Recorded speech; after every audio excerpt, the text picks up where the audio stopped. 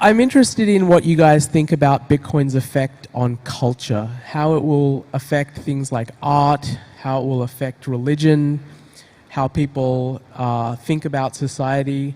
I know you've written about this a little bit in your book, Saif, so maybe you can start us off and I'll get these guys' opinions. We only have a little bit more time, but I'd love to hear what you think about how Bitcoin would change world culture. I think it goes back to the issue I mentioned in the first question you asked me on time preference. I think ultimately when people think about the long term, all decision making being geared to the long term ends up working out better in the long term on the average. And so you can see this reflected in everywhere. You can see it in terms of the food choices people take. You can see it in terms of the work that they do. Do people work in order to just get paid in the moment, or do they try and think of building something that matters for the long term?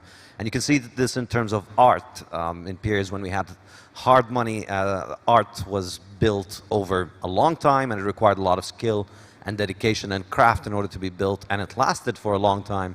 And you see with easy money the opposite happens. So it makes me very optimistic about Bitcoin that we can think of really fiat as being the historical exception. All throughout human history, we've been finding harder and better money, and that's allowed us to save more for the future. That's allowed us to lower our time preference. That's allowed us to think more of the long term, and it's allowed us to accumulate more capital, accumulate more savings, and become more civilized. Essentially, this is a fundamental part of the process of civilization, is the ability to save money and the ability to lower time preference. And over the last century, humanity essentially took a massive hit to its effort to civilize itself because its money stopped working. Its money started to lose value, and your ability to provide for the future became compromised.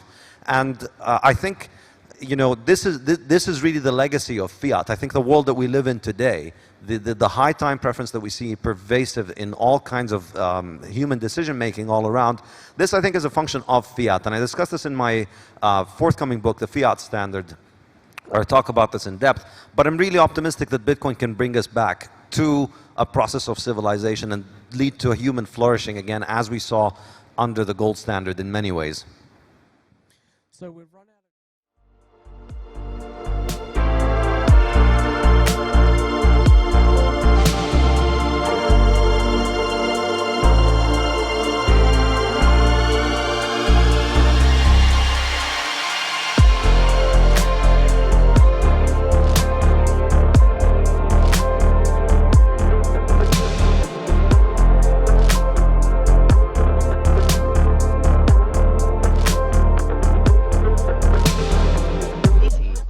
Is that the jukebox, Jess? This over there, yes, the jukebox.